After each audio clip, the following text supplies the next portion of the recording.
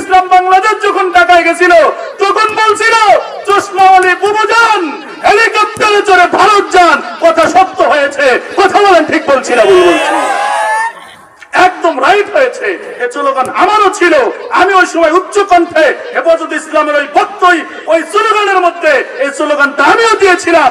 আজ যেদিন 5 আগস্ট কায়েম হলো তখন মনে করলাম আহকামুল হাকিমের ওদিন এই কালা মানুষটার কথাও তুমি কবুল করেছো।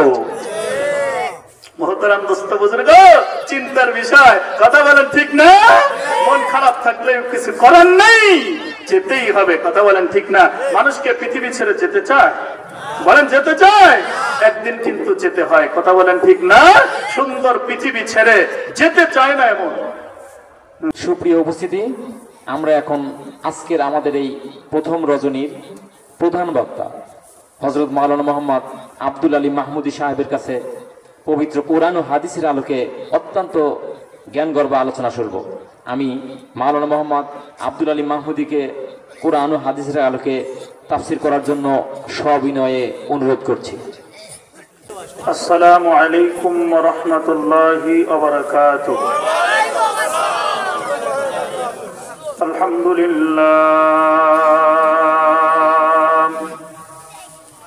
আলহামদুলিল্লাহ নাহমাদুহু ওয়া নাস্তাঈনুহু ওয়া নাস্তাগফিরুহু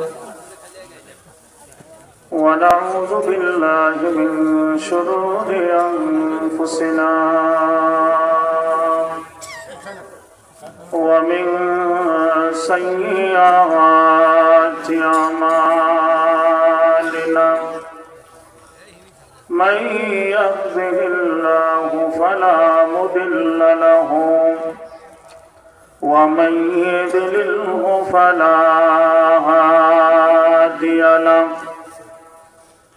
ونشهد أن سيدنا وسندنا ونبينا ومولانا محمدا عبده ورسوله أرسله الله تبارك وتعالى بالحق إلى الخلق بشيرا ونذيرا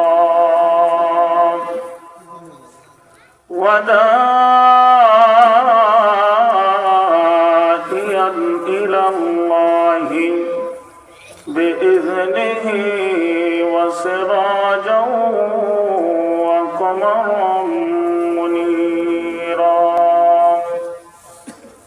أما بعد فأعوذ بالله من الشيطان الرجيم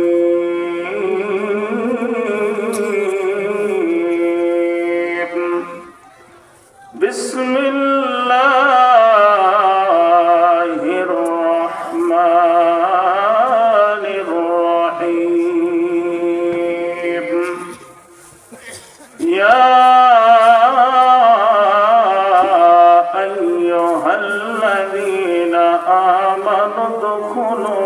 السلم كافة ولا تتبعوا خطوات الشيطان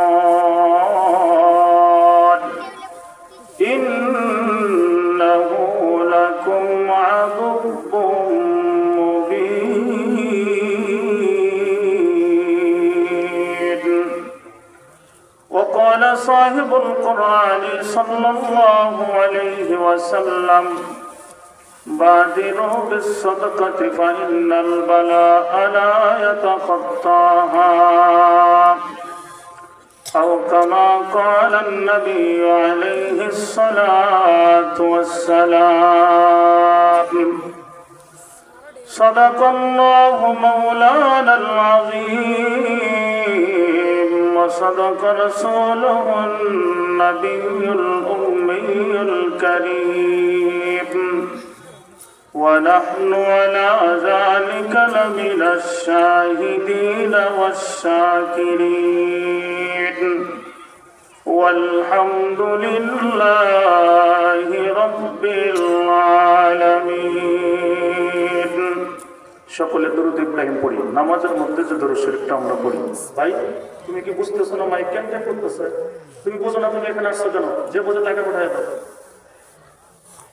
اللهم صل على محمد وعلى آل محمد كما صليت على إبراهيم وعلى آل إبراهيم إنك حميد مجيد اللهم بارك على محمد وعلى آل محمد كما باركت على إبراهيم وعلى آل إبراهيم إنك حميد مجيد कर दिया जंग उहुद में,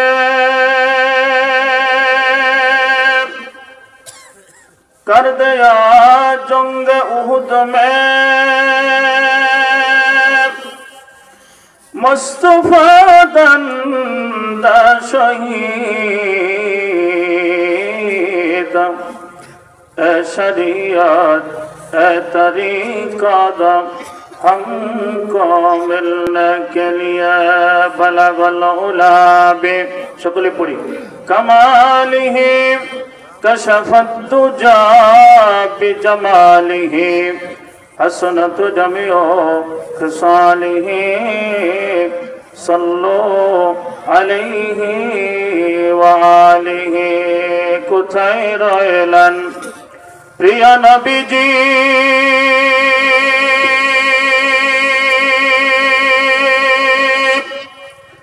আমাদেরকে সারিয়া কোথায় রইলেন প্রিয় নবীজি আমাদেরকে সারিয়া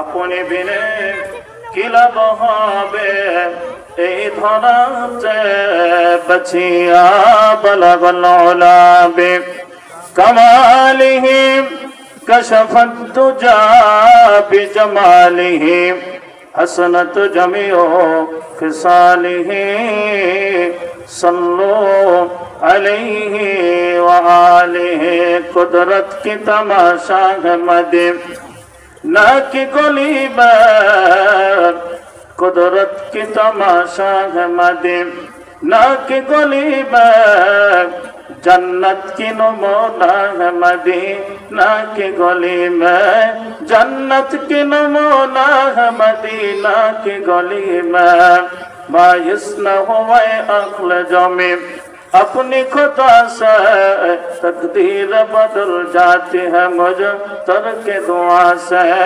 तकदीर बदल जाती है मुझे तर के दुआ से ला इलाहा इल्लल्लाह जय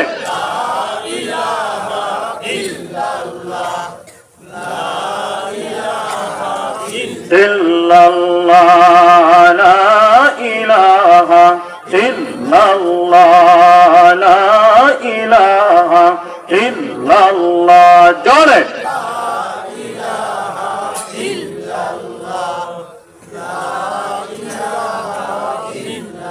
भाईजान रिक्शा चले ना चालक छाड़ा नौका चले ना माझे सारा रिक्शा चले ना चालक छाड़ा नौका चले ना माझे सारा पृथ्वी चले ना अल्लाह सारा बोले पृथ्वी चले ना अल्लाह सारा मोमिन चले ना जिकिर सारा ला इलाहा इल्लल्लाह जोड़े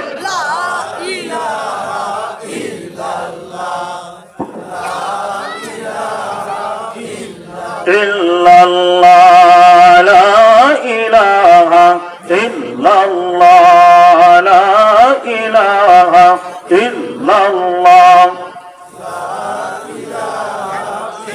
अल्लाह अल्लाह मोहब्बत अल्लाह नाम अल्लाह আল্লাহ আল্লাহ আল্লাহ হয় নাই, আরো জোরে মহব্বতে আল্লাহ আল্লাহ আল্লাহ আল্লাহ আল্লাহ আল্লাহ আল্লাহ আর হাসরের মাঠে বুঝিতে পারবি, হাসরের মাঠে বুঝিতে পারবে আল্লাহ নামটি কত মধুর। আল্লাহ আল্লাহ আল্লাহ আল্লাহ আল্লাহ আল্লাহ আল্লাহ আল্লাহ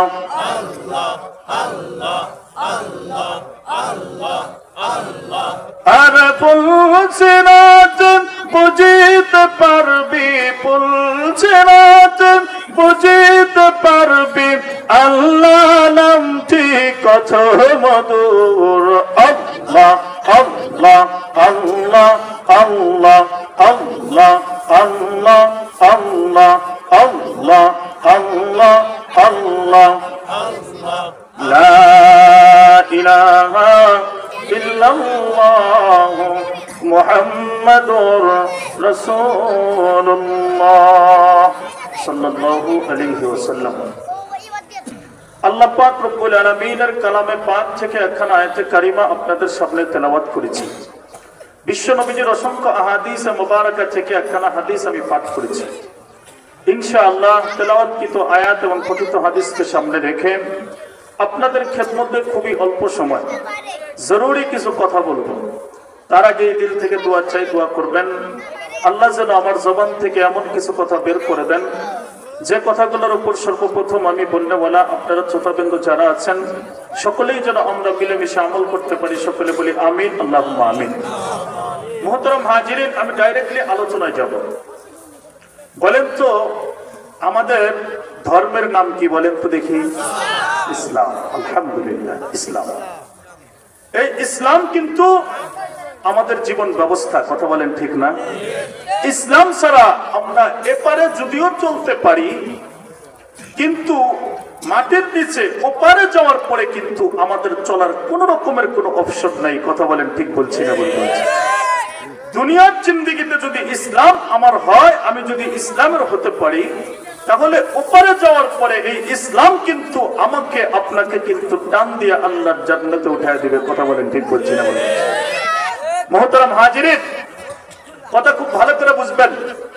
আল্লাহ পাক রব্বুল আলামিন আমি যে আয়াতে কারিমা তেলাওয়াত করেছি, এই আয়াতে কারিমার মধ্যে রব্বুল আলামিন আমাকে আপনাকে নসিহত করে বলতেছেন, হে ঈমানদারেরা, হে ঈমানদারেরা, তোমরা পরিপূর্ণভাবে পূর্ণাঙ্গভাবে তোমরা ইসলামের মধ্যে দাখিল হও। সুবহানাল্লাহ জোরে বলি।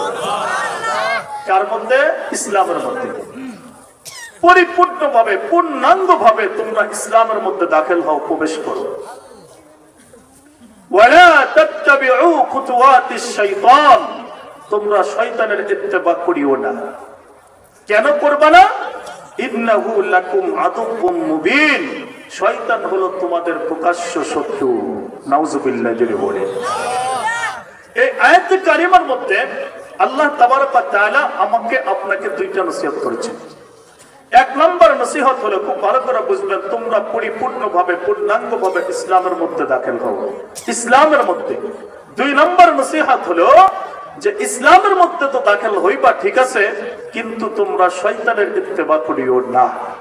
আর তিন নম্বর কথা, তিন নম্বর একটা সতর্কবাণী আল্লাহ তাবারক ওয়া তাআলা দিয়েছেন, সেটা হলো যে শয়তান কিন্তু তোমাদের প্রকাশ্য শত্রু। ডাইরেক্টলি আল্লাহ তার কালামের মধ্যে বলেন, সুবহানাল্লাহ জোরে বলে।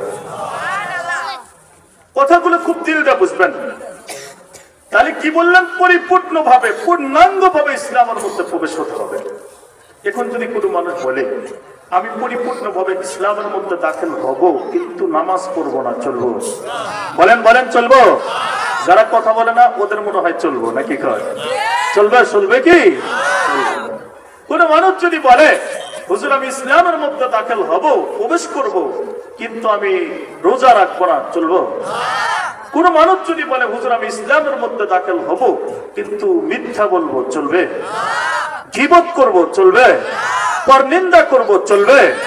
হারাম খাবো, চলবে? সুদ খাবো, চলবে? কোনো কিছু না। যেগুলা আল্লাহ তাবারক ওয়া তাআলা নিষেধ করেছেন সেগুলা থেকে আমাকে আপনাকে দূরে থাকতে হবে, আর যেগুলা আল্লাহ তাবারক ওয়া তাআলা করতে বলেছেন, হুকুম করেছেন, সেগুলা আমাকে আপনাকে করতে হবে। তাহলেই কিন্তু আমি আর আপনি পরিপূর্ণভাবে ইসলামের মধ্যে দাখিল হইলাম। কথা বলেন ঠিক বলছি না ভুল বলছি? মুসলমান বন্ধুগণ আমার, বেশি সময় আমি আপনাদের থেকে নিব না। অল্প সময়ের মধ্যে আমি আমার আলোচনা নীতি টানবো, আমার আলোচনা আমি শেষ করে দিব। ধৈর্য সহকারে যদি আপনারা শুনতে পারেন, ইনশাআল্লাহ আশা করি আপনারা আপনাদের কিছু উপকারে আসবে। মোহতারাম দোস্ত বুজুর্গ, আল্লাহ তাবারক ওয়া তাআলা আমাকে আপনাকে সুন্দর করে ইমানদারদেরকে ডাকতে বলেন, ইয়া আইয়ুহাল্লাযীনা আমানু দুখুলু ফিস-সিলমি কাফা ওয়া লা তাত্তাবিউ খুতুওয়াতিশ শাইতান ইন্নাহু লাকুম আদুউম মুবিন। আল্লাহু আকবার। রব্বুল আলামিন আমাকে আপনাকে দুইটা নসিহত এই আয়াতে কারিমার মধ্যে আল্লাহ পাক রব্বুল আলামিন আমাকে আপনাকে দুইটা নসিহত করলেন। দুইটা নসিহত কি খুব ভালো করে মাথা গ্রামের মধ্যে কথাগুলো নিয়ে যাবেন, বাড়ি পর্যন্ত নিবেন, নেওয়ার পরে কথাগুলো আমল করবেন। এই কথাগুলোর উপরে যদি আমল করতে পারেন তাহলে এই জান্নাতুল বাকি কবরস্থানের এই তাফসীরুল কোরআন মাহফিলটা আল্লাহর আদালতে সাক্ষী হবে। মালিক আমার বিষ্ণুপুরের মানুষরা এই মাহফিলের আয়োজন করেছিলেন, আর এখান থেকে একজন বক্তাই আলোচনা করছিল, এর অনুযায়ী আমার বান্দারা আমল করেছে। আমল করার বদলতে আল্লাহ পাক রব্বুল আলামিন নৈকট্য লাভ করতে পারছে, লোকগুলা জান্নাতি হইতে পারছে। এই গ্রামের যারা অর্থ দিয়ে, শ্রম দিয়ে, মেধা দিয়ে সহযোগিতা করে এই তাফসীরুল কোরআন মাহফিলের আয়োজন করেছে, রব্বুল আলামিন এদের সকলকে আপনি মাফ করিয়া দেন। আর যদি আমল না করেন, বক্তার যদি আমল না থাকে, শ্রোতার যদি আমল না থাকে, তাহলে কিন্তু চলবে না। মুসলমান, কথাগুলো খুব ভালো করে বুঝবেন। ইসলামের মধ্যে দাখিল হওয়া লাগবে। ইসলামের মধ্যে দাখিল হতে গিয়ে সে মিথ্যা বলা যাবে না, গীবত করা যাবে না, পরনিন্দা করা যাবে না, মানুষের ক্ষতি করা যাবে না, মানুষের ক্ষতি করা যাবে না, মানুষকে অন্যায়ভাবে কষ্ট দেওয়া যাবে না। মুহতারাম দোস্ত বুজুর্গ, এরকম যদি আমরা করতে থাকি তাহলে 5 আগস্টের মতো কিন্তু আমাদেরও হবে। কথা বলেন ঠিক না? মাশাআল্লাহ, বুঝছেন তো? এ মুসলমান, আমার একটা উদ্দেশ্য হলো এটা, ইসলাম আমার জীবন ব্যবস্থা। ইসলাম অনুযায়ী আমাকে চলতে হবে। ইসলাম অনুযায়ী যদি আমি আর আপনি চলতে পারি তাহলে আমরা সফল কাম হয়ে যাব। আর ইসলামকে যদি আমরা পিছে ফেলে যদি আমরা আমাদের জীবনযাত্রা যদি আমরা শুরু করি তাহলে কিন্তু আমরা একদম বিনষ্ট হয়ে যাব, একদম নষ্ট হয়ে যাব, আমরা কিন্তু ক্ষতিগ্রস্তের মধ্যে পড়ে যাব। আমার বন্ধু মুসলমান, কথাগুলো খুব ভালো করে বুঝবেন। আল্লাহর পয়গম্বররা পরিপূর্ণভাবে ইসলামকে মেনে নিয়েছিলেন, হযরত সাহাবায়ে কেরামরা পরিপূর্ণভাবে ইসলামকে মেনে নিয়েছিলেন। বিধায় আল্লাহ পাক রব্বুল আলামিন হযরত সাহাবায়ে কেরামকে দুনিয়া থেকে কিন্তু জান্নাতের সনদ দিয়া, সার্টিফিকেট দিয়া কিন্তু আল্লাহ পাক রব্বুল আলামিন এই পৃথিবী থেকে বিদায় করেছে। ইয়া মুসলমান, আল্লাহ পাক রব্বুল আলামিনের পয়গম্বর বলেন, আমার একটা সাহাবায়ে কেরাম হলো আসমানের তারকার মতো, নক্ষত্রের মতো। তোমরা যেমন আসমানের দিকে তাকাইয়া নক্ষত্রগুলো ঝলক মারতে থাকে তোমরা দেখতে পাও, আমার একটা সাহাবীরা হলো এরকম, একটা সাহাবী এরকম, এরা আল্লাহর জান্নাতি হবে। কেন আল্লাহর জান্নাতি হবে খুব ভালো করে বুঝবেন মুসলমান বন্ধু। এই পৃথিবীতে তারা নিজের জীবনকে শান্তিময় জীবন তারা খোঁজে নাই, পৃথিবীতে তারা কষ্ট করে গিয়েছেন। কেমন কষ্ট করছে আমার বন্ধু মুসলমান, আমি একটা এই আয়াতের তাফসীরের মধ্যে মুফাসসিরিন ইকরাম যে কথাগুলো লেখছেন, এই কথাগুলো না বললে আপনাদের বোঝা আসবে না। এই বাজান, তোমরা চুপ করো, তোমরা মনোযোগ দিয়ে কথাগুলো বোঝো। আমার বন্ধু মুসলমান, কথাগুলো খুব দিল দিয়ে বুঝবেন। হযরত ফারুক আযম, হযরত ওমর রাদিয়াল্লাহু তাআলা আনহু জামানায় আল্লাহর পয়গম্বর দুনিয়ার বুক থেকে চলে গেছে, আবু বকর দুনিয়ার বুক থেকে চলে গেছে রাদিয়াল্লাহু তাআলা আন। মুহতারাম দোস্ত বুজুর্গ, খলিফাতুল মুসলিমিন হলো হযরত ওমর রাদিয়াল্লাহু তাআলা আন। হযরত ওমর হলো দেশের সরকার, হযরত ওমর রাদিয়াল্লাহু তাআলা হলেন দেশের সরকার। আর হামস নামক একটা জাতি আছে, হামস নামক একটা গ্রাম আছে, একটা ডিস্ট্রিক্ট আছে, ওই ডিস্ট্রিক্টের এমপি হলো সাইদ ইবনে আমর আল জুবাহি রাদিয়াল্লাহু তাআলা আন। ওনাকে গভর্নর বানায়া, গভর্নর মানে এমপি বানায়া ওনাকে পাঠায় দিলেন হামসের গভর্নর। বন্ধু মুসলমান, তারা কিভাবে পরিপূর্ণভাবে ইসলামের মধ্যে দাখিল হয়েছে, ইসলামকে তারা কিভাবে মেনে নিয়েছে, আপনারা কথাগুলো ভালো করে বুঝবেন। কিতাবের মধ্যে আছে সাইদ ইবনে আমর আল জুবাহি রাদিয়াল্লাহু তাআলা আন খুব বহুত বড় জবরদস্ত আল্লাহর পয়গম্বরের একজন সাহাবী। হযরত ফারুক আযম রাদিয়াল্লাহু তাআলা জামানার মানুষ, হযরত খলিফাতুল মুসলিমিন ওমর রাদিয়াল্লাহু তাআলা সাইদ ইবনে আমরকে বলে দিলেন, সাইদ রে, হামসের গভর্নর, হামসের এমপি হয়, তুমি ওখানে যাবা, ওই লোকগুলার তুমি দেখাশোনা করবা, লোকগুলার সুখে দুঃখে তুমি তাদের পাশে থাকবা, তাদেরকে ছাড়া তুমি অন্য কোথাও যাবা না, তাদেরকে মহব্বত করবা, দেশের মধ্যে কোনো জিনিসের প্রয়োজন হলে তাদের প্রয়োজন তুমি মিটাবা, কোনো রাষ্ট্রীয়ভাবে যদি কোনো সহযোগিতার প্রয়োজন হয় আমার কাছে তুমি বলবা। বন্ধু মুসলমান, এখনো কিন্তু আমাদের এই বর্তমানে যে পরিস্থিতি আমাদের আছে, আমরা যদি প্রধান উপদেষ্টা ডাক্তার ইউনূস সাহেবের সাথে যদি আমরা কথা বলতে চাই, কোনো জিনিস যদি দাবি করতে চাই, তাহলে কিন্তু জেলা পর্যায়ের যারা নেতা আছে তাদের সাথে আগে যোগাযোগ করতে হবে। কথা বলেন ঠিক কিনা? বন্ধু মুসলমান, এক সময় ছিল যে মানুষটা আমলেক করতে পারবো, এই মানুষটা তাদের সাথে যোগাযোগ করে হাসিনা পর্যন্ত নিয়ে যেতে পারবে, কিন্তু এখন কিন্তু তারা আমার সোনার বাংলার ছাত্র ভাইয়েরা এই বিপ্লব যে ঘটাইছে, ঘটানোর পর থেকে আমার সোনার ছাত্র ভাইয়েরা যে কথাগুলো বলবে জেলার থেকে, যেভাবে তারা তথ্য দিব উপর থেকে কিন্তু সেভাবে কাজ হবে। কথা বলেন ঠিক বলছি না ভুল বলছি? বন্ধু মুসলমান, আমার কথাগুলো খুব ভালো করে বুঝবেন। কোন দল আমার উদ্দেশ্য না, কোন দল আমার উদ্দেশ্য না, আমার উদ্দেশ্য হলো ইসলাম। ইসলামকে আমাকে আপনাকে পরিপূর্ণভাবে মানতে হবে। আমার ভাইয়েরা, কথাগুলো খুব দিলরা বুঝবেন। কিতাবের মধ্যে আসছে সাইদ ইবনে আমর আল জুবাহিকে যখন গভর্নর বানায়া, এমপি বানায়া, যখন হযরত খলিফাতুল মুসলিমিন ওমর যখন পাঠায়া দিলেন, ওমর রাদিয়াল্লাহু তাআলা পাঠায়া দেওয়ার পরে সাইদ ইবনে আমর আল জুবাহি রাদিয়াল্লাহু তাআলা হামসের মধ্যে আসলেন। আসার পরে দেখে হামসের অধিবাসীদের মধ্যে এমনও মানুষ আছে 3 দিন পর্যন্ত তার চুলায় কোনো আগুন ঝরে না, তারা খেতে পারে না, তাদের অভাব অনাটন, দুর্ভিক্ষ দিয়ে ভাব। এক একজন মানুষ ক্ষুধার যন্ত্রণায় কাতর হয়ে জমিনের মধ্যে পড়ে যায়, কেউ বা ক্ষুধার কারণে দুনিয়ার বুক থেকে বিদায় হয়েছে। আমার বন্ধুরে, তাদের মধ্যে ধৈর্য ছিল। কেন তাদের মধ্যে এরকম ধৈর্য ছিল? একটাই কিন্তু কারণ, আমার পয়গম্বরের ধৈর্য ছিল। আমার পয়গম্বর অভাব অনটনের মধ্যে ধৈর্য ধারণ করেছেন, তারা অভাব অনটনের মধ্যে ধৈর্য ধারণ করেছে। কথা বলেন ঠিক বলছি না ভুল বলছি? আমার মুসলমান বন্ধুরে, একটা কথা আমি আপনাদেরকে বললে আপনারা বুঝতে পারবেন। একদিন রাত্রিবেলা আল্লাহর পয়গম্বর বিশ্বনবী মুহাম্মদ রাসূলুল্লাহ সাল্লাল্লাহু আলাইহি ওয়াসাল্লাম, সকলে বলেন সাল্লাল্লাহু আলাইহি ওয়াসাল্লাম, আল্লাহর নবীজি আল্লাহর পয়গম্বর হযরত ফাতেমার বাড়িতে গেলেন। ফাতেমার বাড়িতে যা বিশ্বনবীজি ফিসফিস করে আওয়াজ করে করে ফাতেমাকে ডাকে, ওগো ফাতেমা, আমি তোমার বাবা বিশ্বনবীজি, আমি তোমার ঘরে এসেছি, তোমার সাথে একটু কথা বলবো।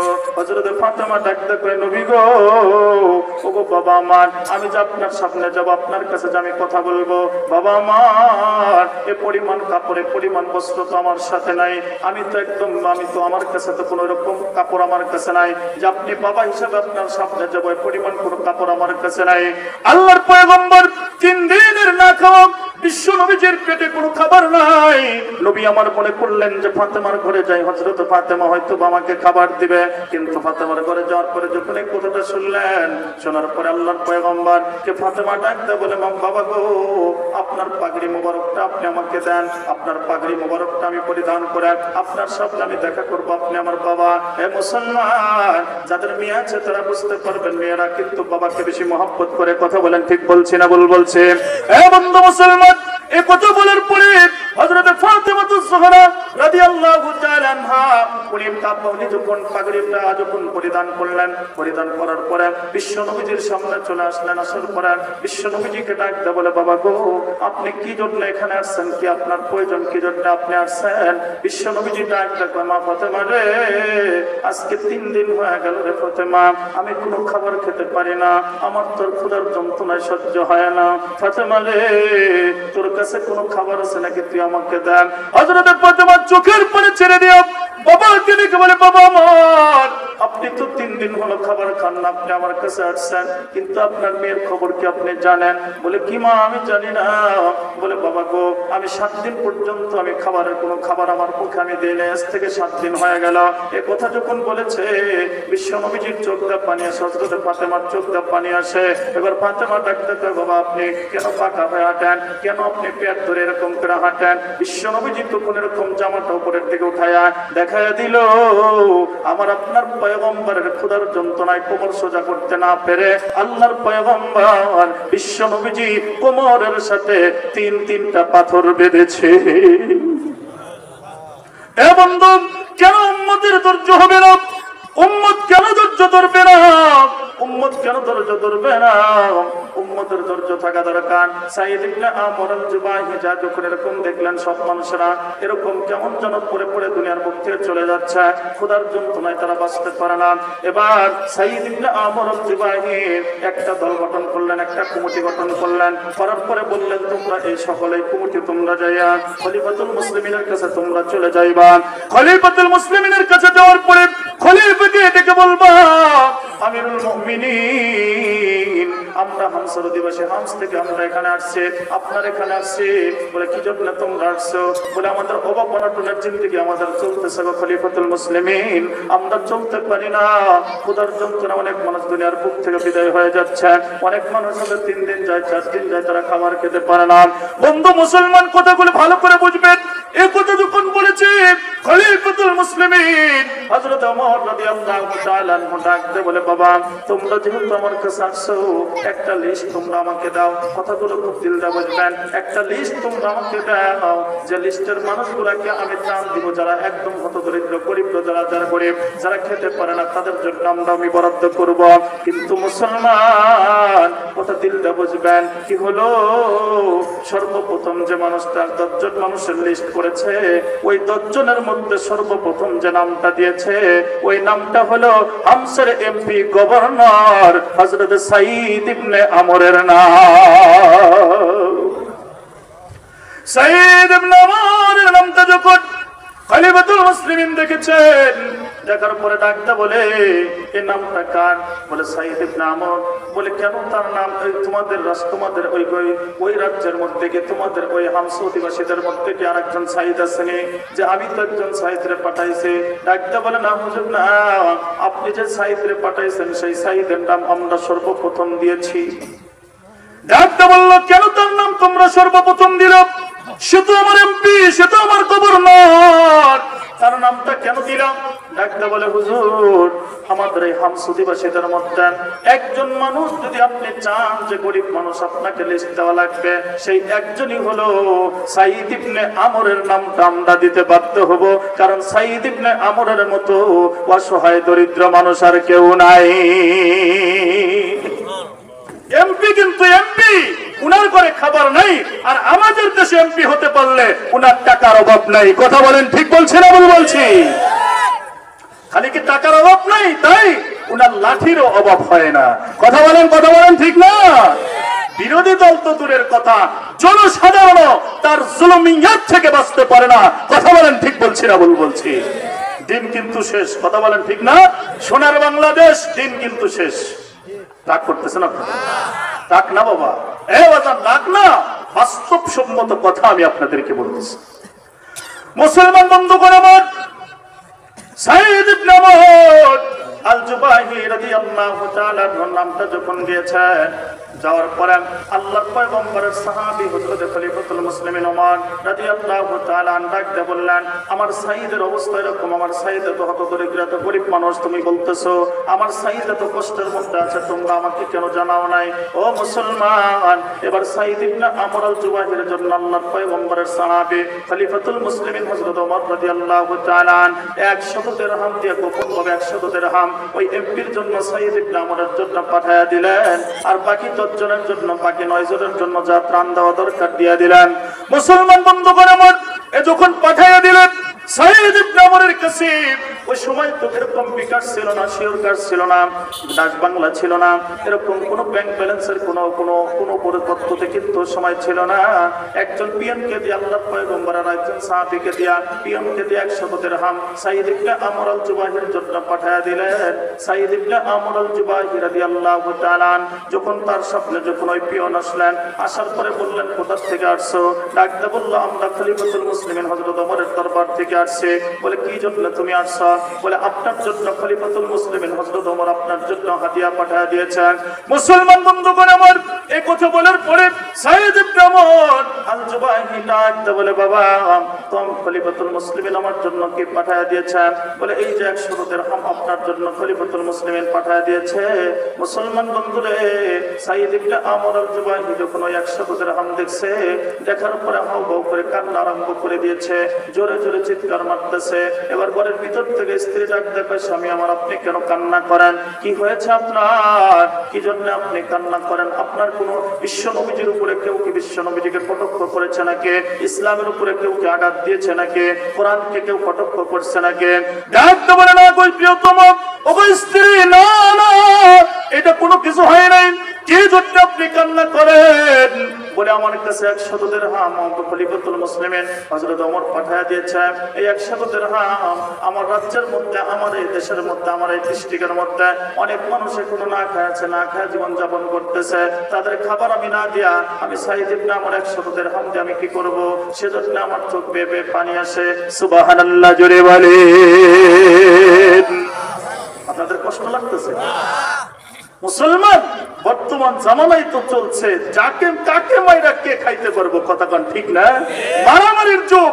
যার একজনের গায়ে প্রয়োজনে গলায় ছুরি চালাইয়া হলেও আরেকজন বিজয় হতে চায়। শুধু বিজয় না, অর্থের লোভে কিন্তু নিজের ভাই এবং নিজের বাপকে পর্যন্ত কিন্তু হত্যা করে আমাদের বাংলাদেশের সোনার ছেলেরা। কথা বলেন ঠিক বলছি না ভুল বলছি?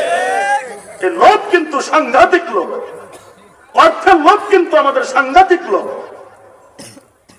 আল্লাহ আমাদের বোঝার তৌফিক দান করেন, আমিন বলেন আমিন।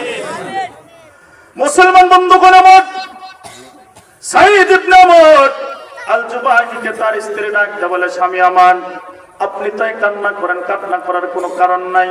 বলে প্রিয়তমা, বলে কি করব আমি এখন? কান্না করব না কি করব? বলে এই টাকাগুলো আপনি এই হামসা অধিবাসীদের মধ্যে আপনি বন্টন করে দেন, মানুষদেরকে আপনি দিয়ে দেন, তাই তো আপনার কোনো হিসাব হবে না, আপনার কোনো জেল, আপনার এর জন্য কোনো জবাবদিহিতা করা লাগবে না। খলিফাতুল মুসলিমিনের পাঠানো ওই পিয়ন কিন্তু ওখানে আছে, তার সামনে 100 দিরহাম সাইদ ইবনে আমর আল জুবাহি মানুষদের মধ্যে বন্টন করে দিলেন। মুসলমান বন্ধুরা, বন্টন করে দেওয়ার পর সাইদ ইবনে আমর যে গরিব মানুষ আগের মতোই কিন্তু গরিব রয়ে গেলেন, কিন্তু উনি কিন্তু এমপি, একটা ডিস্ট্রিক্টের এমপি। মোহতারাম দোস্ত বুজুর্গ, এরকম দেখার পরে ওই পিয়ন যখন খলিফাতুল মুসলিমিনের কাছে চলে গেছে, খলিফাতুল মুসলিমিনের কাছে যাওয়ার পরে খলিফাতুল মুসলিমিন ডাকতে বললেন বাবা তুমি কি করে আসলা? আমার সাইদের কাছে তুমি টাকাগুলো তুমি দিয়ে আসছো? বলে হ্যাঁ আমি টাকাগুলো ঠিকই পৌঁছাইছি, সাইদ আমাকে মেহমানদারি করাইছে, করানোর পরে আমাকে ডাকতে বললো খলিফাতুল মুসলিমিন কি দিয়েছেন? আমি যখন 100 দিরহাম যখন সাইদ ইবনে আমরের স্বপ্নে আমি ওপেন করলাম, ওপেন করার সাথে সাথে সাইদ ইবনে আমর চিৎকার মেরে কান্না আরম্ভ করে দিয়েছে।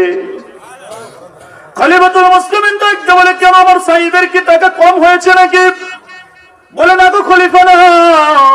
সাইদ ইবনে আমর ডাকতে বলে তা না, কম হয়েছে তা না, আমার রাজ্যের মধ্যে আমার এই গভর্নর থাকা অবস্থা, আমার এই ডিস্ট্রিক্টের মধ্যে অনেক মানুষ এখন পর্যন্ত না খাচ্ছে, না খায় বিছানায় কাতরাইতেছে। আমি সাইদ ইবনে আমর 100 দিরহাম আমি নিব, তাহলে কেমন হয়? এটা কোনোদিনও সম্ভব না, এটা কোনোদিনও সম্ভব না। অতএব 100 দিরহাম সে সকল হামস অধিবাসীদের মধ্যে বন্টন করে দিয়েছে। খলিফাতুল মুসলিমিন হযরত ওমর রাদিয়াল্লাহু তাআলা চোখের পানি ছেড়ে দিয়ে ডাকতে বললেন হারে আমার সাইদ তো ভালো মানুষ।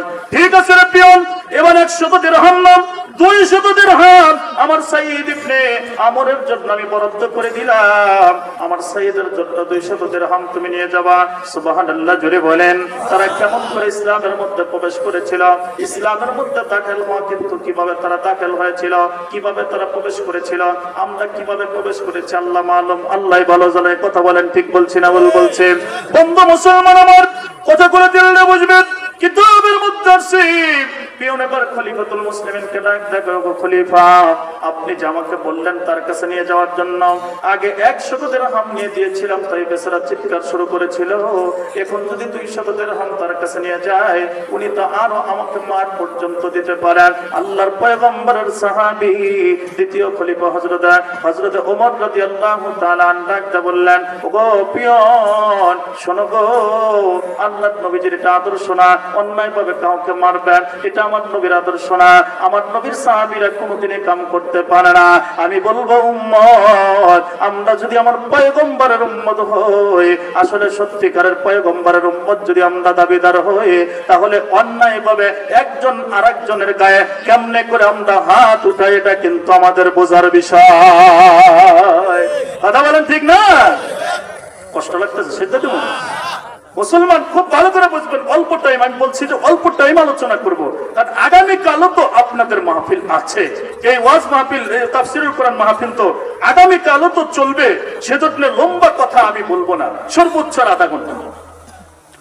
মুসলমান বন্ধুগণ আমার, কিতাবের মধ্যে আছে সাইদ ইবনে আমর আল জুবাহি রাদিয়াল্লাহু তাআলা ওনার কাছে যখন পিয়ন এবার 200 দিরহাম নিয়ে যখন ওনার সামনে চলে আসছে, 200 দিরহাম নিয়ে যখন সাইদ ইবনে আমরের সামনে যখন চলে আসছে, সাইদ ইবনে আমর লোকটাকে মেহমানদারি করাইছে, করানোর পরে বলে, তুমি এখন আবার কি নিয়ে আসছো? বলে, খলিফাতুল মুসলিমিন তোমার জন্য হাদিয়া পাঠাইছে। বলে, কি দাও? তখন বলছে যে 200 দিরহাম হাদিয়া পাঠাইছে। সাইদ ইবনে আমর আল জুবাহি রাদিয়াল্লাহু তাআলা সঙ্গে সঙ্গে উনি ওই জায়গার মধ্যে বেহুশ হয়ে পড়ে গেছে। বেহুশ হয়ে পড়ে গেছে, লোকটা চিন্তায় পড়ে গেছে, না জানে দুনিয়ার মুক্তি চলে গেল নাকি। এবার পিয়ন চিৎকার দিয়েছে, চিৎকার মেরে কান্না করে। এ মুসলমান, পিয়ন যখন কান্না করে তখন ঘরের ভিতর থেকে লোকজন চলে আসছে। আসার পরে ডাক দে, বলে, কেন আপনি কান্না করেন? বলে, এই যে আমাদের এমপি মহোদয় সাইদ ইবনে আমর গভর্নর, উনি তো কেমন যেন মনে হয় দুনিয়ার মধ্যে চলে গেছে, অজ্ঞান হয়ে জমিনের মধ্যে পড়ে আছে। আরে ওই সময় তো কোনো মেডিসিন ছিল না, তখন পানি ঢালছে, মাথার মধ্যে পানি দিচ্ছেন, দেওয়ার পরে এবার যখন হুঁশে আসছে, তখন সাইদ ইবনে আমর আল জুবাহিকে ডাক দে, বলে, ওগো সাইদ, তুমি কেন বেহুশ হয়ে গেলা? কারণটাকে, জ্ঞান হারাইলা কারণটাকে? সাইদ ইবনে আমর ডাক দে, বলে, আমি পরিপূর্ণভাবে ইসলামের মধ্যে দাখিল হতে চাই। আল্লাহ পাক রব্বুল আলামিন আমাকে বলেছেন, ইয়া আইয়ুহাল্লাযীনা আমানু দুখুলু ফিস-সিলমি কাফা, আমাকে পরিপূর্ণভাবে ইসলামের মধ্যে দাখিল হইতে বলছে। আমি পরিপূর্ণভাবে ইসলামের মধ্যে দাখিল হতে চাই। অতএব আমার কাছে যে 200 দিরহাম খলিফাতুল মুসলিমিন হাদিয়া পাঠাইছে, এই 200 দিরহাম যদি আমার কাছে থাকে আর আমার হামসার অধিবাসীরা না খায় থাকবে, আমি খলিফাতুল মুসলিমিন, আমি তো হামসার গভর্নর, হামসার এমপি, আমি আল্লাহর আদালতে কি সম্পদ নিয়ে আমি আল্লাহর আদালতে যাব? কি এমপি তারা ছিলেন, কেমন গভর্নর তারা ছিলেন, কেমন চিন্তা চেতনা তাদের মধ্যে ছিল। আল্লাহু আকবার, আল্লাহ। ভাইয়েরা আমার, বন্ধুরা আমার, কথা ভালো করে বুঝবেন। সাইদ ইবনে আমর আল জুবাহি রাদিয়াল্লাহু তাআলা আনহু, এবার তার স্ত্রী ডাক দিয়ে বললেন, স্বামী আমার, এবারও বুদ্ধি আমার কাছে আছে। মেয়েদের বুদ্ধি কিন্তু অনেক জটিল বুদ্ধি, কথা বলেন ঠিক না? এক মেয়ের জ্বালায় কিন্তু পুরা বাংলাদেশ কিন্তু তছনছ। হ্যাঁ, ঠিক বল না?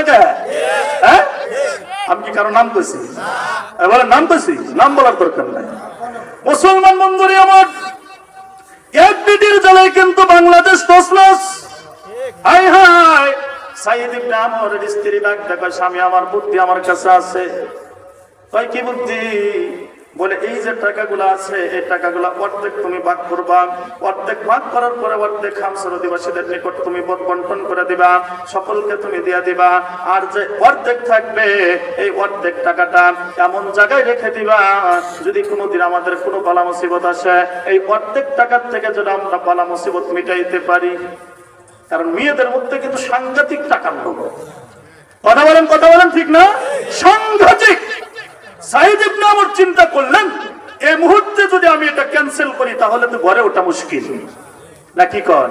কারণ উনি একটা কথা বলছে, উনি আমার থালা পর্যন্ত ধুয়ে দেয়, কাপড় চোপড় ধুয়ে দেয়, ঘর গোছায় রাখে, আমার সন্তানাদিকে দেখে রাখে, ঘরের একজন সদস্য। এই মুহূর্তে যদি ডাইরেক্ট ওনার কথা ক্যান্সেল করি তাহলে তো আমার ঘরে ওটা মুশকিল। এবার ডাকতে বললো, প্রিয়তমা তুমি তো ঠিকই বলেছো, ঠিকই বলেছো, তোমার কথা অনুযায়ী আমি আমল করবো। সুবহানাল্লাহ জুড়ে বলি। এখান থেকে বোঝা গেল স্ত্রীরা ঘরের ওয়াইফ যদি একটা কথা বলে সঙ্গে সঙ্গে যা তোর কথা ভালো না এরকম না, বুঝায়া সুমজায়া সুন্দর করে উনাদেরকে বুঝায়া তারপরে কথা যদি ক্যান্সেল করতে হয় করা লাগবে। আর যদি কথাটা যদি রাইট করা হয় তাহলে করতে হবে। কথা বলেন ঠিক বলছি না বলে বলছি? মুহতারাম দোস্ত বুজুর্গ, আল্লাহর পয়গম্বরের যতগুলো সাহাবায়ে কিরাম ছিলেন ওনারা এক একজন আমাদের জন্য এক এক রকমের উদাহরণ স্বরূপ। কথা বলেন ঠিক বলছি না বলে বলছি? ওনারা আমাদের পথ প্রদর্শক।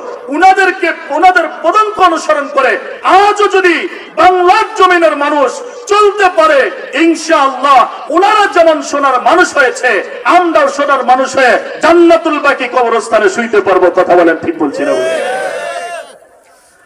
বন্ধু মুসলমান আমার কথা ভালো করে বুঝবেন।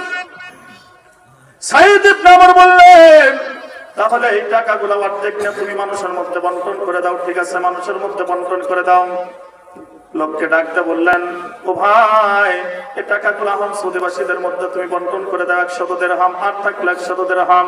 এবার সাইদ ইবনে ওমর আল জুবাইরি রাদিয়াল্লাহু তাআলা ডাকতে বলে, স্ত্রী রে এই টাকাটা তো তুমি ভালো জায়গায় রাখতে বলেছো, এই টাকাটা যদি আমি এমন জায়গায় রাখি যে জায়গার মধ্যে রাখলে আমি রাখবো 100 টাকা আর আমাকে দিবে 100 টাকা অর্থাৎ 1000 টাকা, তাহলে কেমন হয়? স্ত্রী এরকম করে খুশিতে নাচে আর বলে, স্বামী আমার এই জায়গার চাইতে দামি জায়গার কোন জায়গা নাই। আপনি সুন্দর কথা বলছেন, আই লাভ ইউ জান, আপনি সুন্দর কথা বলছেন, হায় হায় হায় আপনার কথার চেয়ে সুন্দর কথা আর হতে পারে না, অতএব তাড়াতাড়ি ওই জায়গার মধ্যে আপনি রেখে দেন। সাইদ ইবনে ওমর কয়, আমার পেঁয়াজ হলো মারাত্মক, নবীর পেঁয়াজ, তুমি ধরতে পারবা না। কথা বলেন ঠিক বলছি না ভুল বলছি? ব্রিটিশ যতই চালাক হোক না কেন ছাত্রদের আন্দোলনে কিন্তু ডিলেট। এই কথা বলেন, এটা নবীর পেঁয়াজ সাইদ ইবনে ওমরের কাছে। সাইদ ইবনে ওমর আল জুবাহি উনি বলেন, যদি এটাই হয় তুমি যদি রাজি থাকো তাহলে এখানে স্বাক্ষর করো যে আমার স্বামী 100 দিরহাম কেমন জায়গায় রাখবে, রাখবে 100, দিবে 100 অর্থাৎ 1000। সকিনা বেগম স্বাক্ষর করো। ঠিক আছে, স্বাক্ষর করলেন। করার পরে সাইদ ইবনে ওমর কয়, দুনিয়াতে এমন কোন ব্যাংক ব্যালেন্স নাই যে 1 টাকা রাখলে 10 টাকা দিবে। একটা ব্যাংক আছে, সেটা হলো আল্লাহ রাস্তায় যদি দান করা যায় 1 টাকা দান করবা 10 টাকার সব দিবে। অতএব আমার দরকার নাই এই টাকার, আমি সব টাকা আল্লাহ রাস্তায় দান করে দিব। সুবহানাল্লাহ জোরে বলেন। হায় হায় হায়, সাইদ ইবনে ওমর আল জুবাহির স্ত্রী এবার কয়, হায় রে মরে গেলাম, শেষমেশ বঙ্গভবনের দরজা খোলা রেখেও তো কাজ হইল না, সব টাকা দিয়েই দিল, হায় রে কি হয়ে গেল। এবার কয়, ঠিক আছে স্বামী, যেহেতু বলছি আমি, আমার চা লাগবে না, যেহেতু আমি আপনাকে বলছি, যেহেতু কথা দিয়েছি, স্বাক্ষরও করেছি, স্বামী আমার আপনি যা ইচ্ছা, তখন কয় যা ইচ্ছা তাই করেন।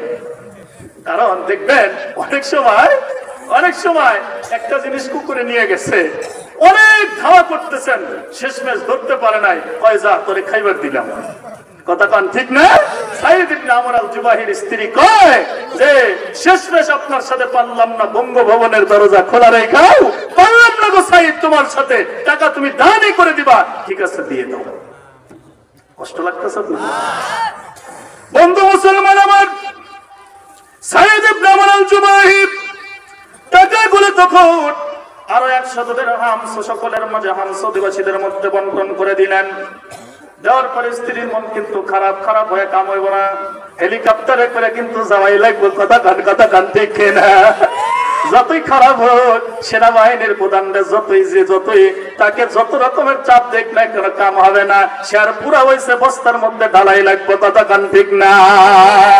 আমার একটা জিনিস মনে হয়, হেফাজতে ইসলাম বাংলাদেশ যখন ঢাকায় গেছিল তখন বলছিল চশমা ওয়ালি বুবুজান হেলিকপ্টারে চড়ে ভারত যান। কথা সত্য হয়েছে। কথা বলেন ঠিক বলছি না ভুল বলছি? একদম রাইট হয়েছে। এই স্লোগান আমারও ছিল, আমি ওই সময় উচ্চ কণ্ঠে হেফাজতে ইসলামের ওই বক্তব্য ওই স্লোগানের মধ্যে এই স্লোগানটা আমিও দিয়েছিলাম। আজ যেদিন 5 আগস্ট টাইম হলো, তখন মনে করলাম আহকামুল হাকিমিন ওই দিন এই কালা মানুষটার কথাও তুমি কবুল করেছো। মোহতারাম দোস্ত বুজুর্গ, চিন্তার বিষয়, কথা বলেন ঠিক না? মন খারাপ থাকলে কিছু করার নেই, যেতেই হবে, কথা বলেন ঠিক না? মানুষকে পৃথিবী ছেড়ে যেতে চায়, বলেন যেতে চায়, একদিন কিন্তু যেতে হয়, কথা বলেন ঠিক না? সুন্দর পৃথিবী ছেড়ে যেতে চায় না এমন, যেতে চায় না এমন, তারপরেও কিন্তু যেতে হয়, কথা বলেন ঠিক বলছি না? মুসলমান বন্ধুগণ আমার কথাগুলো খুব দৃঢ় বুঝবেন।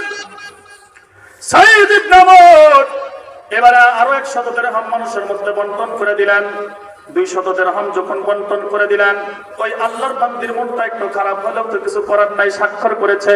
এবার ডাকতে বলতেছে, স্বামী আমার, ঠিক আছে আপনি ভালো কাজ করেছেন। এবার ওই যে পিয়ন পেছরা এবার নিয়ে আসছে, পিয়ন পেছরা এবার খলিফাতুল মুসলিমিন হযরত ওমরের দরবারে চলে গেছেন।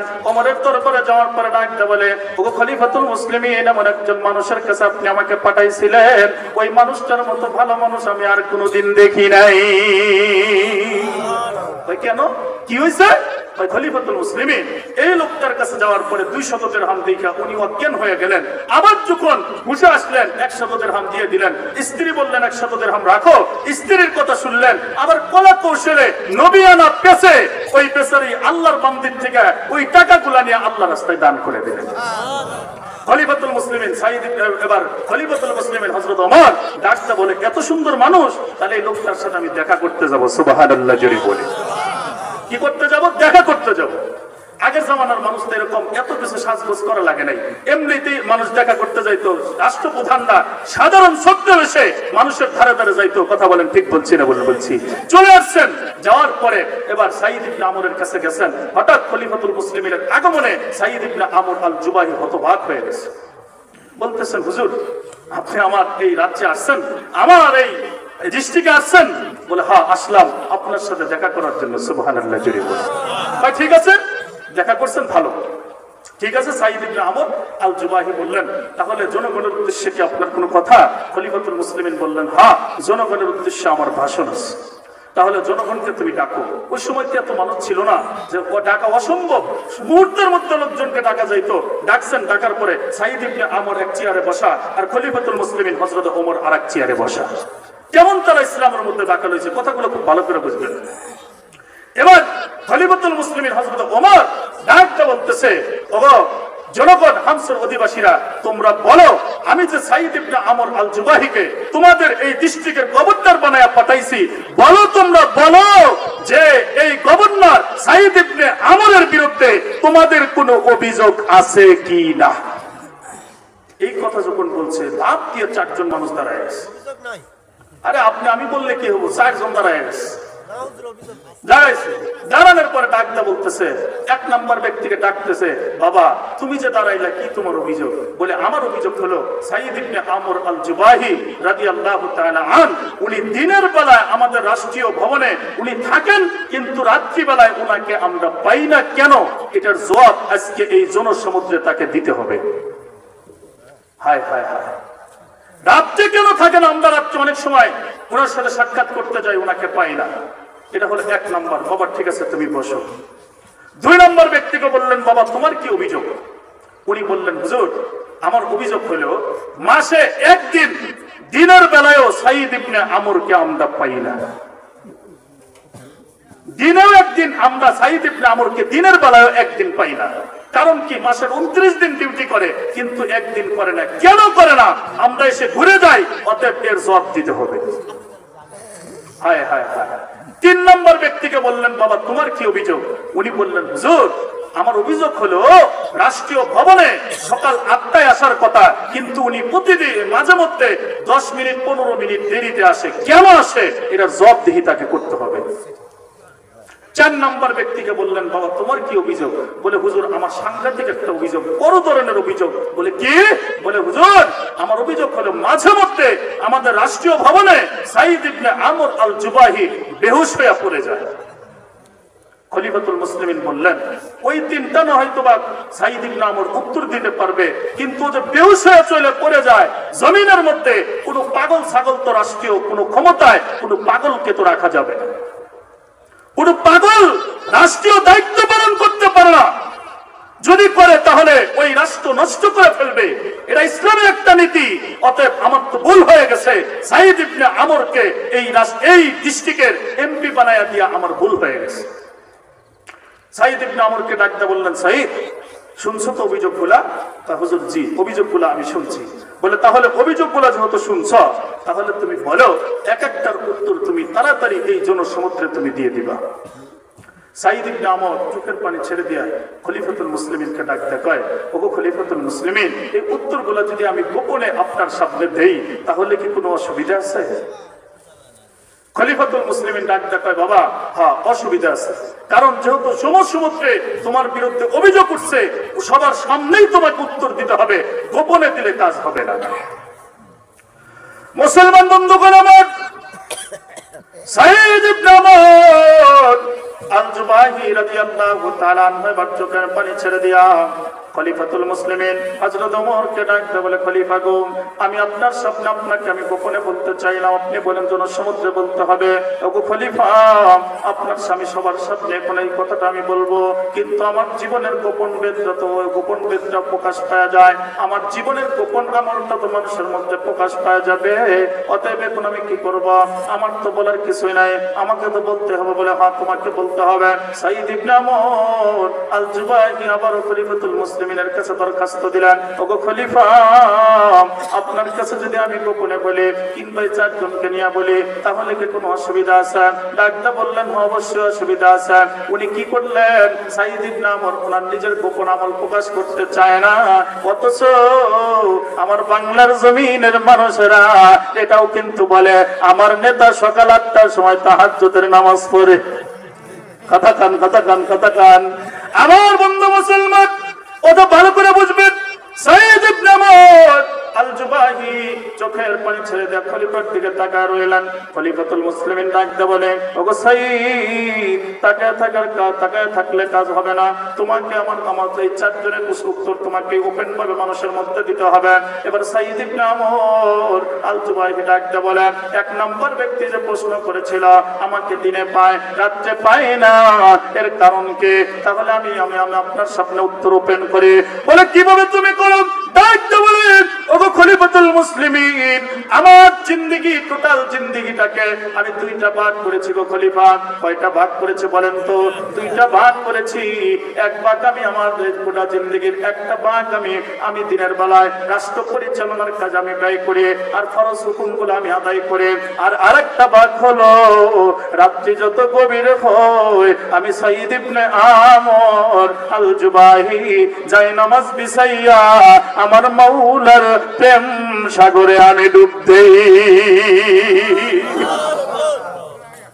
আমার মাওলার প্রেম সাগরে আমি ডুব দেই।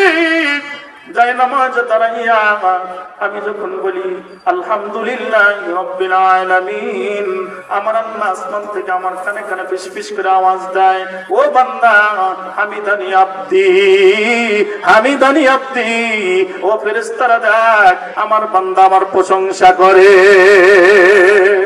বন্ধু মুসলমান, আপনিও যদি এই বিষ্ণুপুরের মানুষগুলো যদি যায় নামাজের মধ্যে দাঁড়ায় এরকম করে তাকবীরে আউলা বাদার পড়েন, যদি বলে আলহামদুলিল্লাহি রাব্বিল আলামিন, আল্লাহ কিন্তু আসমানবাসীকে বলে হামিদানি আব্দি, দেখো আমার বান্দারা আমার প্রশংসা করে। বান্দা যখন বলে আর রহমানির রহিম, আল্লাহ তখন কিন্তু বলে মাজ্জাদানি আব্দি, দেখো আমার বান্দার সুন্দর প্রশংসা করতেছে।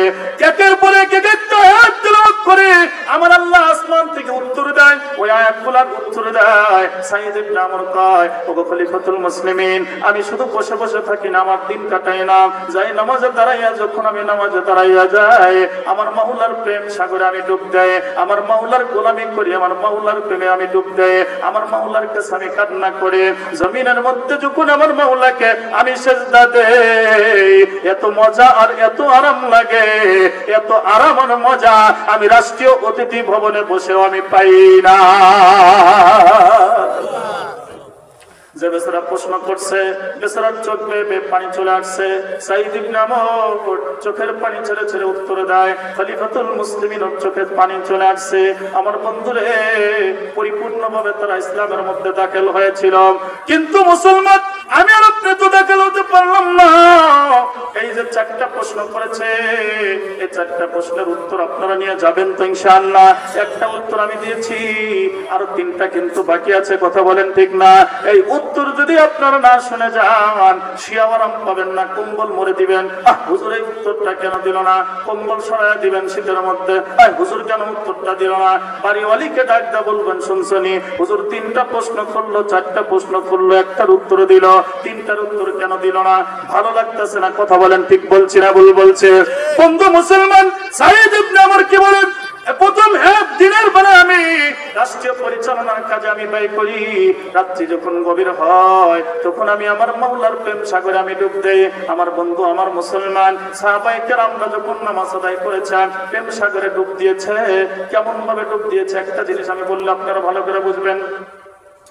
সেটা তো কালি শুধু করবো, সমস্যা নাই। আমার মানুষ হচ্ছে টাঙ্গাইল মানুষটা কালেক্টর বলতাম, মানে কালেকশন করে দেখো কালেক্টর বলতাম। দেখছেন কারবারটা ঝামেলা হয়ে গেছে না? সাইদ ইবনে আমর 1 নম্বর প্রশ্নের কিন্তু উত্তর দিছে না? প্রশ্নের উত্তর কয়টা বাকি? 3টা। শুনবেন না শুনবেন না? শুনবেন। যদি শোনেন লিস্ট আসছে, আগে কালেকশন পরে উত্তর। কি কর যাবেন জান না, শুনে যাবেন না, বাইরের মাইক বন্ধ করে দেবো। সালাম আবার খেতার মধ্যে থেকে শুনবেন। এই ঘুমাস না রে বিড়ি দ্বারা হুজুর যে তারপর উত্তর দিব। আপনারা আমার আপন মানুষ, যার কারণে খোলামেলা কথা বলতে পারেন না গো। মাশাআল্লাহ। সাইদ ইবনে আমর কিন্তু দেখেন টাকার চিন্তায় কিন্তু উনি পাগল হয়ে গিয়েছিলেন। জান্নাতুল বাকি কবরস্থান, আরে এখানে কারো বাবা, কারো মা, কারো আত্মীয় স্বজন কিন্তু ঘুমায় আছে। কথা বলেন ঠিক না? মুসলমান, আমাদের প্রধান অতিথি মহোদয় উনি কিন্তু সুন্দর কথা বলছে। আমরা ঘরের টাইলস লাগাইতে পারি, ঘর আমরা সুন্দর করতে পারি, আমরা মসজিদ সুন্দর করতে পারি, মাদ্রাসার প্রতি আমাদের খেয়াল আছে, কিন্তু কবরস্থানে যে আমার মা বাবা শুয়ে আছে ওই প্রতি কিন্তু আমাদের খেয়াল হয় না। কথা বলেন ঠিক বলছি না ভুল বলছি? আজকে আমি আর আপনি কার কার জিনিস ভোগ করতেছি? দেখেন, যারা এই জিনিসগুলা করে গেছে তাদের কথা কি আমরা মনে করি? হয়তো আমার বাবার কথা আমি মনে করি, আমার দাদার কথা সর্বোচ্চ, আমার দাদার দাদার কথা কিন্তু আমার দাদার দাদার নাম কিন্তু আমার মনে নাই। কথা বলেন ঠিক বলছি না ভুল বলছি? বাজার আপনি চলে যাবেন, আপনার ছেলে মেয়ে হয়তো আপনার নাম নিবে, কিংবা আপনার নাতিপুতি হয়তো আপনার নাম নিবে, কিন্তু এমন সময় আসবে আপনি যে আব্দুর রহমান, এর নাম কিন্তু কারো মুখে থাকবে না। কথা বলেন ঠিক বলছি না ভুল বলছি?